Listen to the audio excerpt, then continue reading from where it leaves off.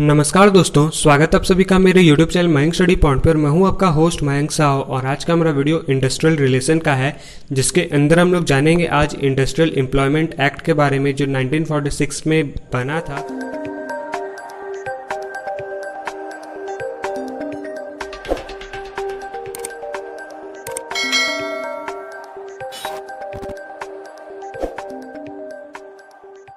तो दोस्तों, एक बार फिर से मैं आप सबका स्वागत करता हूं और एक बार फिर से मैं आप सबसे ये गुजारिश करता हूं कि अगर आप इस वीडियो को पहली बार देख रहे हो और चैनल में पहली बार आए हो तो चैनल को सब्सक्राइब कीजिएगा, साथ में उस बेल आइकन को भी प्रेस जरूर कीजिए ताकि आपको हमारे आने वाली हर वीडियो का नोटिफिकेशन तो आपको तुरंत मिले और आप उसे मिस ना कर सके। और वीडियो को पहली बार देख रहे हो तो वीडियो को लाइक ज़रूर करें और साथ में आप अपने इस वीडियो को अपने दोस्तों तक भी शेयर करें ताकि उन तक भी ये मदद पहुंच सके।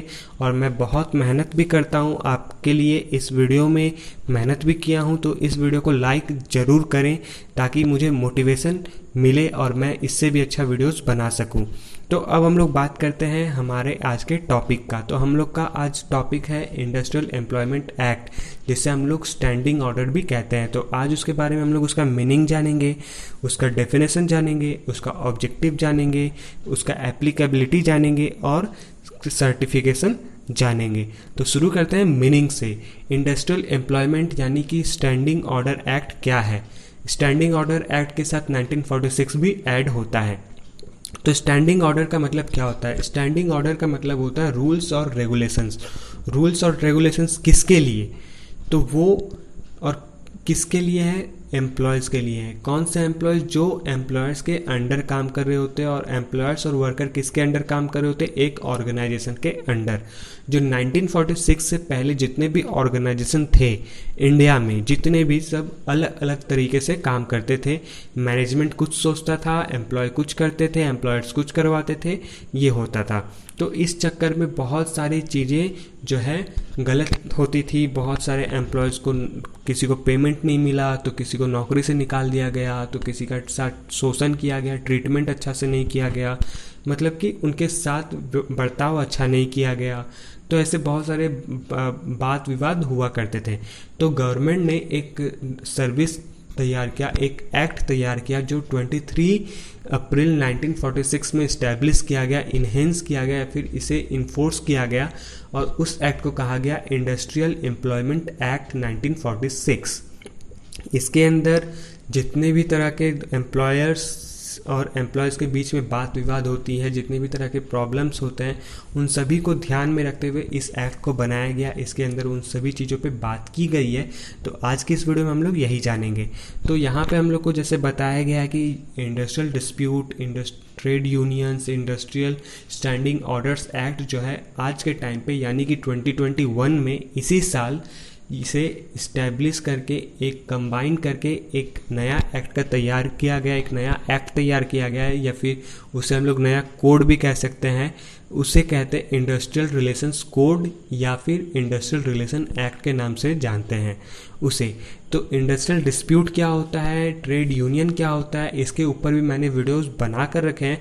अगर आप लोगों ने उस वीडियो को नहीं देखा है तो वीडियो का लिंक मैंने ऊपर आई बटन में दे रखा है, आप लोग उस वीडियो को ज़रूर देखिएगा।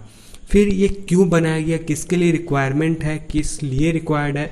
तो ये एम्प्लॉयर्स इस्टेब्लिशमेंट है कि ऑर्गेनाइजेशन के अंदर एम्प्लॉय किस तरीके से मैनेजमेंट करेंगे और किस तरीके से एम्प्लॉय को काम करवाएंगे, ये बताया गया है कि उसका इस्टेब्लिशमेंट कैसे होगा। फिर standing order can be applied only for 100 और मोर, यानी कि अगर किसी ऑर्गेनाइजेशन के अंदर एक टाइम पे किसी भी दिन 100 लोग या फिर 100 लोगों से ज़्यादा काम किया गया है तो वो इस एक्ट में अप्लाई करेगा, या फिर ये एक्ट उसके अंदर ऑटोमेटिक अप्लाई हो जाएगा। तो ये तो छोटा सा मीनिंग था। तो अब हम लोग इसके बारे में थोड़ा सा इलेबोरेट करके पढ़ते हैं। तो सबसे पहले हम लोग यहाँ पे बात करेंगे डेफिनेशन का, कि स्टैंडिंग ऑर्डर का डेफिनेशन क्या होता है। तो जैसे कि मैंने आपको ऊपर बताया कि ये एक एक्ट है और यहाँ पे इंट्रोड्यूस किया जाता है एम्प्लॉयर्स को अपने इंडस्ट्रियल इस्टेब्लिशमेंट पे, जिसमें एम्प्लॉयमेंट का कंडीशंस बताया जाता है लिखकर रिटन फॉर्म में और एक्सप्रेस करके, अपने सारे लॉज, अपने सारे रूल्स रेगुलेशन, गवर्नमेंट के जितने भी रूल्स है, जितने भी कंडीशंस है, टर्म्स है, ये सारी चीज़ें, ताकि इंडस्ट्रियल पीस बना रहे और सब अच्छे से काम कर सके। 1946 से पहले क्या था कि सभी इंडस्ट्री अपने अपने तरीके से, उसके अंदर जो मैनेजमेंट होते थे वो अपने तरीके से इंडस्ट्री को चलाते थे। कोई कुछ कर रहा है, कोई कुछ कर रहा है, कोई कुछ कर रहा है, तो उस चक्कर में एम्प्लॉयर्स जो थे, वर्कर्स जो थे, उनके बीच में हमेशा बात विवाद, बहस, झगड़ा, हड़ताल, कुछ ना कुछ होता रहता था। तो वो सब को देखते हुए गवर्नमेंट ने इस एक्ट को बनाया, जिसके अंदर उन्होंने ये कहा कि ये पूरे ऑल ओवर इंडिया में, यहाँ तक कि लगभग इस वक्त जम्मू कश्मीर में भी ये एक्ट को अप्लाई किया गया है। और साथ में इसमें यही बताया गया है कि जो भी एम्प्लॉयज़ काम कर रहे उस ऑर्गेनाइजेशन के अंदर, उनको कितना पेमेंट मिल सकता है, उनको पेमेंट मिलने का क्या राइट है, उनका क्या राइट है, उनका क्या रूल है, उनका क्या कंडीशन है, उन पे कौन से कंडीशन अप्लाई होते हैं, वो अपने मैनेजमेंट से किस तरीके से बात करेंगे, किस तरीके का बिहेवियर करेंगे, ऑफिस खुलने का उनका शिफ्ट क्या होगा, उनका टाइमिंग क्या होगा, वो कब आएंगे, कब जाएंगे, उनको सैलरी कब मिलेगा, ये सारा चीज़ पे बात किया कि उनका वर्किंग आवर, उनका अटेंडेंस, उनका सब सस्पेंशन, उनका टर्मिनेशन, ये सभी चीज़ों के ऊपर बात की गई है industrial employment standing order act के ऊपर। तो अगर आप लोग इसे चाहो तो पढ़ भी सकते हो, और इसका PDF का लिंक मैंने नीचे आपको डिस्क्रिप्शन में दे रखा है, आप लोग डाउनलोड करके पढ़ सकते हो। तो फिर भी मैं आपको यहाँ पे छोटा सा पढ़ देता हूँ। The industrial employment act was introduced for the employers in industrial establishment to ensure the employment condition under the establishment's standing order states the laws which govern the relationship between the employer and the workman in an industrial establishment, which includes the elements such as classification of workers, working hours, attendance, suspensions, termination, etc. In this article we look at the various aspects of industrial employment standing orders act in detail। तो ये सारा चीज़ हम लोग को industrial act के अंदर मिलता है कि उनके एक दूसरे के बीच में क्या इंडस्ट्रियल रिलेशनशिप होना चाहिए, किस तरीके का होना चाहिए, उनका वर्किंग आवर क्या होना चाहिए, ये सारी चीज़ों पे बात की गई है।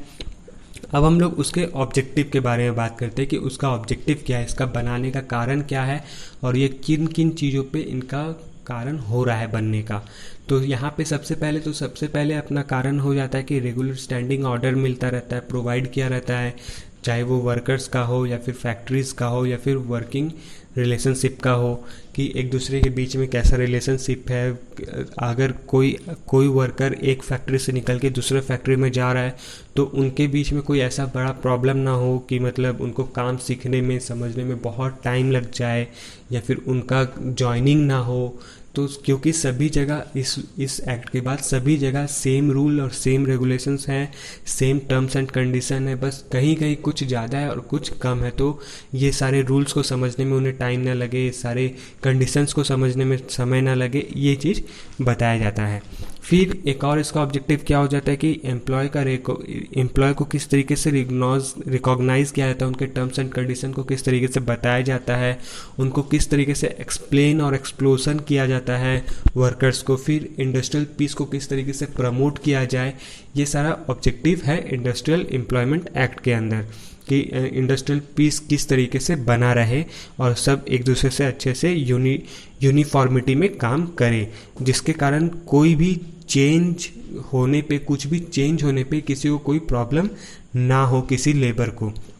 तो ये सारे ऑब्जेक्टिव्स थे। अब हम लोग उसके एप्लीकेबिलिटी के बारे में बात करेंगे कि एप्लीकेबिलिटी क्या होता है। तो एप्लीकेबिलिटी यहाँ पे 100 से ज़्यादा जिस ऑर्गेनाइजेशन में काम हुआ है, 100 वर्कर्स अगर किसी दिन में काम किए हो, 100 या 100 से ज़्यादा किसी एक दिन में काम किए हो, चाहे वो पूरे लास्ट 12 मंथ में एक दिन भी अगर 100 से ज़्यादा लोगों ने काम किया या फिर 100 लोगों ने काम किया है, तो उस ऑर्गेनाइजेशन के अंदर ये एक्ट इंडस्ट्रियल एम्प्लॉयमेंट एक्ट लागू कर दिया जाता है, अप्लाई हो गया होता है। और जो एक्ट उन पर एक बार लागू हो जाता है तो फिर वो कंटिन्यू वो अप्लाई होता रहता है, उसको हम लोग रोक नहीं सकते हैं। तो इस एक्ट में क्या होता है इंडस्ट्रियल इस्टेब्लिशमेंट में कि ये section 1(3) under section 2(I) industrial establishment are the following entities in listed below. तो सेक्शन 2(I) में बताया गया कि वेजेस एक्ट क्या होता है, पेमेंट ऑफ वेजेस एक्ट की वर्कर्स को किस तरीके से वेजेस मिलेगा, उनका क्या राइट है वेजेस में। फिर फैक्ट्री के अंदर वो किस तरीके से काम करेंगे, फैक्ट्री को किस तरीके से चलाएंगे, तो ये चीज़ सेक्शन 2(M) में बताया गया। फैक्ट्री एक्ट सेक्शन 2(M) में रेलवे इंडस्ट्री में कौन सा चीज़ ये एक्ट किस चीज़ पे अप्लाई किया जाएगा, रेलवे इंडस्ट्री में किया जाएगा। फिर establishment of contractor who employees workers for fulfilling the contract with the owner of an industrial establishment under section 2(E). Section 2(E) के अंदर जो भी एम्प्लॉयज़ वर्कर के अंदर जो भी कॉन्ट्रैक्ट बना हुआ है ओनर के बीच में, उन सभी को फुलफिल किया जाएगा। ये सारा चीज़ बताया गया है। फिर दूसरा देख सकते हैं workman as a specific under section 2(S) of industrial dispute act under section 2(I). Workman covers skilled, unskilled, manual और clerical work. However, workman does not include employees engaged in a managerial or administrative capacity of supervisory capacity, and also it does not include workers subject to Army Act, Navy Act or Air Force Act or Police or Prison Services। ये कौन section 2(I) किनके बीच में नहीं लागू किया जाता है, कौन कौन लोग इसमें लागू नहीं होते, इंक्लूड नहीं होते, कौन कौन से वर्क सब्जेक्ट जो है इनके साथ इंक्लूड नहीं होते, तो वो आर्मी एक्ट होता है, नेवी एक्ट होता है, एयरफोर्स एक्ट होता है, पुलिस होता है और प्रिजन सर्विसेज। यानी कि गवर्नमेंट का अगर कोई और दूसरा सर्विस है जो इनसे रिलेट करता हो आर्मी से, पुलिस से या नेवी से, तो उन पे ये सारे एक्ट्स जो है लागू नहीं किए जाते हैं। बाकी जितना भी है वो सेक्शन 2(I) और 2(S) के अंदर लागू किया जाता है। तो ये एप्लीकेबिलिटी हो गया। अब हम लोग इसके बारे में, इसके सर्टिफिकेशन के बारे में जानते हैं कि इसका सर्टिफिकेशन क्या है। Certification, it is mandatory for every employer covered under the industrial employment act has to get standing order certified by submitting 5 draft copy of the standing order to the certifying officer such as labor commissioner or a regional labor commissioner, and also includes any other officer appointed to perform the function of certifying officer। तो certification का मतलब क्या यहाँ पे बनता है कि अगर कोई एम्प्लॉय या फिर कोई वर्कर कुछ अपना सबमिशन कर रहा है, कोई चीज़ अगर वो जमा करा, कुछ डॉक्यूमेंट्स अगर वो जमा करा, जॉइनिंग लेटर ही जमा करा, तो उसको 5 तरह के सर्टिफिकेट, 5 तरह के कॉपी उन्हें सबमिट करनी पड़ेगी। सर्टिफिकेट क्या रहेगा, वो ऑर्डर सर्टिफिकेट, जो स्टैंडिंग ऑर्डर सर्टिफिकेट है, जो रूल्स रेगुलेशन के जो सर्टिफिकेट है, जिसे हम लोग कॉन्ट्रैक्ट कहते हैं। अगर आपके घर में कोई भैया, दीदी, पापा, मम्मी कोई अगर जॉब कर रहे हैं तो उनके साथ भी एक कॉन्ट्रैक्ट साइन किया रहता है कि ये सारे उसमें privacy rules, privacy terms and conditions लिखे रहते हैं, और उनको वो साइन करके 5 कॉपी या फिर 5 पेज रहता है, उनको 5 तरह से साइन करना पड़ता है और उन्हें सबमिट करना पड़ता है अपने मैनेजमेंट को, अपने हेड को। तो यही चीज़ यहाँ भी बताया गया है कि जो गवर्नमेंट के होते हैं, सेंट्रल गवर्नमेंट, स्टेट गवर्नमेंट के, उनको ये सारे फाइल्स, ये सारे कॉपीज़, ड्राफ्ट कॉपीज़ जो है सबमिट करने पड़ते हैं उनको। और ये 5 कॉपीज़ होते हैं इनमें, और उनको किसे सबमिट करना होता है। जो सर्टिफाइंग ऑफिसर है, लेबर कमिश्नर हो या फिर रीजनल लेबर कमिश्नर हो या फिर अदर कोई ऑफिसर जो अपॉइंट किया गया हो गवर्नमेंट की तरफ से, सर्टिफाइंग ऑफिसर को किस तरीके से पहचानेंगे। सर्टिफाइंग ऑफिसर जो होता है वो ट्रांसफ़र होकर आता है, ऐसा नहीं कि कभी भी उठकर आ गया, ऐसा नहीं। उनको 2 मंथ पहले से नोटिस मिला रहता है कि ये ऑफिसर अब आने वाला है और ये ऑफिसर अब जाने वाला है, तो वो होता है सर्टिफाइंग ऑफिसर, तो उनको जमा करना होता है। तो ये सर्टिफिकेशन ऑफ स्टैंडिंग ऑर्डर्स है। अब हम लोग बात करेंगे इसका मॉडिफिकेशन का। वीडियो का लास्ट पॉइंट है, तो इससे हम लोग अच्छे से समझेंगे मॉडिफिकेशन ऑफ स्टैंडिंग ऑर्डर क्या होता है। Standing order finally certified by the certifying officer in is not liable to change aspect by an agreement between the employer and workers to a contrary until the expiry of 6 months from the date of on which the standing orders or last modification come into operation. तो इसमें ये बताया गया कि जो नया officer आ रहा है वो ये रहता है कि उसको ये लाइबल नहीं होता, उस ऑफिसर सर्टिफाइंग ऑफिसर के पास ये लाइबिलिटी नहीं होता है कि वो किसी भी एग्रीमेंट को चेंज कर सके जो एम्प्लॉयर और वर्कर के बीच में बना है। और वो चीज़ जब तक 6 महीने तक वो एक्सपायरी नहीं हो जाए तब तक, 6 महीना जब तक उसका ना हो जाए और वो 6 महीना बचा रहे। जैसे कि मान लीजिए कोई कॉन्ट्रैक्ट बना जो 1 साल का बना हुआ है और उसके बाद उसका ट्रांसफ़र हुआ है, कोई नया सर्टिफाई ऑफिसर आया है, तो वो तब तक उसे कैंसिल नहीं कर सकता जब तक वो जो कॉन्ट्रैक्ट बना उस कॉन्ट्रैक्ट का टाइम 6 महीना ख़त्म ना हो जाए। 6 महीना जब एक्सपायर हो जाएगा उसके बाद वो उस पर एक्शन लेगा और तब जाकर वो उसको और अलग तरह से अपनी तरह से मॉडिफाई कर सकेगा 6 महीना होने के बाद। एन एम्प्लॉयर और वर्कर्स और अ ट्रेड यूनियन और other representative body of the workman में apply to the certifying officer to have the standing orders modified, and such applications shall be accompanied by 5 copies of the modification to be performed। अब employer और worker के बीच में जो भी trade union हुआ है, representative हुआ है, जो रिप्रेजेंटेटिव बॉडीज़ है, वो वर्कमैन जो अप्लाई किया है सर्टिफाई ऑफिसर के लिए, उन सर्टिफाइंग ऑफिसर को बुलाने के लिए कोई भी अप्लाई कर सकता है। ये एक पहला मुद्दा होता है, चाहे वो एम्प्लॉय हो या एम्प्लॉयर हो या फिर कोई लेबर हो, कोई भी हो, ऑर्गेनाइजेशन का वो कोई भी पर्सन हो, वो सर्टिफाइंग ऑफिसर के लिए लेटर लिख सकता है, अप्लाई कर सकता है। और वो चाहे तो 5 कॉपी के बाद, 5 कॉपी सबमिट करने के बाद वो मॉडिफिकेशन भी करवा सकता है। अब उसके और भी कुछ मॉडिफिकेशन स्टैंडिंग ऑर्डर्स हैं, तो वो क्या क्या है। Temporary application of model standing orders, कि टेम्पोररी एप्लीकेशन क्या होता है मॉडल स्टैंडिंग ऑर्डर्स में, कि उसको किस तरीके से कब कब चेंज किया जाता है, किस तरीके से चेंज किया जाता है ये। फिर आता है procedure for certification of standing order, की सर्टिफिकेशन ऑफ स्टैंडिंग ऑर्डर का क्या प्रोसीजर है वो बताया जाता है। फिर पेमेंट ऑफ सबसिस्टेंस अलाउंस क्या होता है, कि किस तरीके से पेमेंट करना है, कब कब पेमेंट करना है, उनको छुट्टी कब मिलेगा, छुट्टी में पेमेंट करना है या नहीं करना है, ये सारा चीज़। फिर प्रोसेसिंग टाइम, कि उनका शेड्यूल सेट कर देना है कि आपको इस शिफ्ट में आना है, मॉर्निंग में आना है, डे में आना है, नाइट में आना है, कब आना है, वो टाइमिंग आपको सेट करना है कि इतने बजे तक आपको आना है और इतने बजे तक चल जाना है। अगर ऑर्गेनाइजेशन के साथ कुछ गलती होता है, कुछ गलत होता है, तो उसका पेनल्टी किसको भरना है, ऑर्गेनाइजेशन को भरना है या मैनेजमेंट को भरना है या एम्प्लॉयर्स को भरना है, ये सारी चीज़ों पे बात हुई है। और ये सारी चीज़ों पे मॉडिफिकेशन होता है, चेंजेस होता है। और ये सारी चीज़ें, जितनी भी चीज़ें हमने आज बात की, ये सारी चीज़ें रिटन फॉर्म में भी होता है, एक्सप्रेशन में भी होता है, ताकि एक दूसरे के बीच में, एम्प्लॉयर्स और एम्प्लॉय के बीच में एक अच्छा कोऑर्डिनेशन बना रहे और इसी तरीके से वो काम कर सके।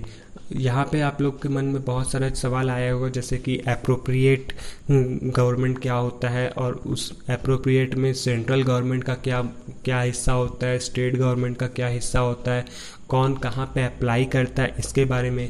तो देखिए, एप्रोप्रिएट गवर्नमेंट जो होता है, एप्रोप्रिएट गवर्नमेंट के अंदर सेंट्रल भी आता है, स्टेट भी आता है, लेकिन सेंट्रल कहाँ कहाँ अपना सर्टिफाइंग ऑफिसर यानी कि गवर्नमेंट ऑफिसर भेजता है जो उनके अंडर चल रहा हो ऑर्गेनाइजेशन। तो जैसे कि ऑयल फील्ड हो जाता है, कोई माइंस हो जाता है, या फिर रेलवे को हम लोग बोल सकते हैं। इस तरह के जितने भी प्लांट्स हैं, जितने भी ऑर्गेनाइजेशन है, वो सेंट्रल का होता है। और स्टेट कहाँ पे इन्वॉल्व होता है, कि इनके अलावा जितने भी ऑर्गेनाइजेशंस हैं, इन सभी के अलावा जितने भी ऑर्गेनाइजेशन हैं उस स्टेट के अंदर, तो उस स्टेट का गवर्नमेंट उसको देखता है और उसमें मॉडिफिकेशन वगैरह करता है। तो यही चीज़ है और एम्प्लॉयर के बीच में एम्प्लॉयर कौन कौन होता है इसके बारे में अब आप अगर जानना चाहो तो एम्प्लॉयर्स वो होता है जो आपको काम देता हो। एचओडी हो सकता है। एचओडी बेसिकली गवर्नमेंट ऑफिसर को कहा जाता है, गवर्नमेंट ऑर्गेनाइजेशन में होता है। और प्राइवेट में क्या होता है, एचआर होता है, मैनेजर होता है, अथॉरिटी होता है, सुपरवाइज़र होता है, ये लोग होते हैं। और जो कोई ऑर्गेनाइजेशन इस्टेब्लिश कर रहा होता है वो लोग एम्प्लॉयर कहलाता है। और इंडस्ट्रियल इस्टेब्लिशमेंट क्या होता है, जैसे कि जिसमें पेमेंट सही से मिले, उनका पेमेंट एक्ट क्या है, फैक्ट्री एक्ट क्या है, इन सब के बारे में बातें होती हैं। तो दोस्तों आज के लिए बस इतना ही। उम्मीद करता हूँ कि आप सभी को मेरा वीडियो पसंद आया होगा। तो जाते थे वीडियो को लाइक करें, और अगर आप चैनल पर न्यू हैं तो चैनल को सब्सक्राइब करें और प्रेस करें बेल आइकन को भी, ताकि आपको हमारे आने वाले हर वीडियो का नोटिफिकेशन तुरंत मिले और आप उसे मिस ना कर सके। तो मिलते हैं हमारे अगले वीडियो पर, तब तक के लिए जुड़े रहें मयंक स्टडी पॉइंट के साथ। वीडियो को पूरा देख ले, आपका बहुत बहुत शुक्रिया।